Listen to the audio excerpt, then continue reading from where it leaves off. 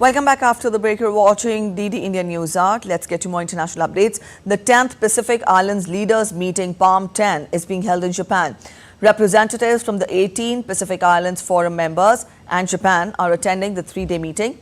Climate change, fisheries and commitments to support development from the host nation will be among the Pacific Island nations' interests, along with concerns about release of treated wastewater from the disabled Fukushima nuclear plant.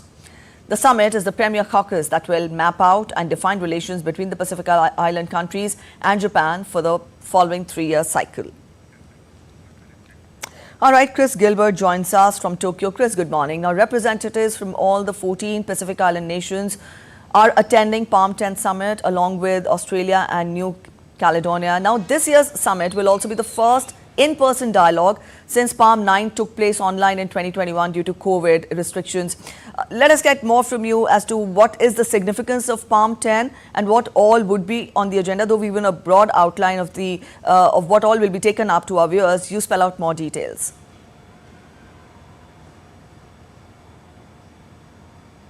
Yeah, so you mentioned the broad brushstrokes already, and one of the most important ones is, of course, since they last met, Japan has begun discharging treated nuclear wastewater into the Pacific. It began this in batches last August.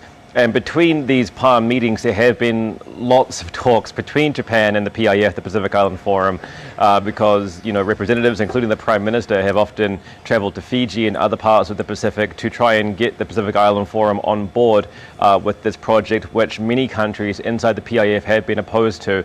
Now, according to a draft declaration from Palm 10, it does seem as though they are collectively not welcoming, but encouraging Japan, to continue the transparency it's done with the nuclear watchdog, the IAEA, in terms of the non-effects, according to Japan, of any effects on the marine environment and human health. There are other, issues on the agenda. They're going to be looking at peace and stability in the Indo-Pacific, freedom and democracy, sustainable development.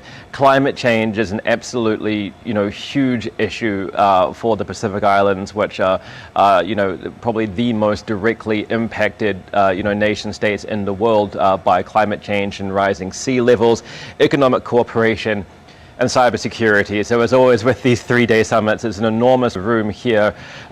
Is the competing influences of the US Western Bloc and the Chinese Bloc in the Indo-Pacific. Both, Japan and American allies and China are working with Pacific Islands to try and gain influence over these nations, which, is a big reason behind, as you mentioned, that $380 million of aid, development aid, which Japan is looking to provide the PIF at the conclusion of this three-day summit. All right, Chris, also, since its beginning in 1997, Palm has become Japan's leading forum for strengthening economic and diplomatic ties with the Pacific Islands. When we talk of Palm 10, then what is the scope for Japan to further strengthen ties in the strategic region?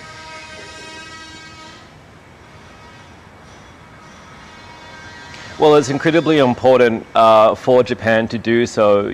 These meetings, the Palm meetings, are effectively, you could almost look at it in a bilateral sense between the PIF and Japan. Japan has effectively been doing outreach since 1997 to the Pacific Bloc, but what has changed in that time is the security environment.